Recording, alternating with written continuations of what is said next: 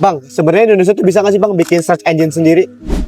Kalau gua rasa sih sebenarnya bisa ya, tapi kalau dari segi backend ya gua rasa bakal banyak banget tantangannya, banyak banget challenge-nya. Pertama itu kita perlu lihat dari segi crawlernya, karena kan search engine itu butuh namanya crawler ya. Jadi kalau crawler ini sebenarnya tugasnya buat mengindeks banyak banget website yang ada di internet. Nah kalau crawler ini benar-benar butuh resource yang gede, karena banyak banget website yang perlu dimasukin dalam search engine kan, perlu diproses. Nah menurut gua satu masalah di situ. Yang kedua tuh tantangannya tuh di bikin sistem pencariannya. Kan kita udah ngumpulin nih halaman, misalkan miliaran halaman atau ratusan ribu halaman, jutaan halaman. Kita mau ngambil misalkan 10 halaman yang paling relevan dengan kata kunci gitu. Itu kan artinya kita butuh sistem pencarian yang bisa nyari 10 halaman dari misalkan miliaran halaman yang udah kita kumpulin.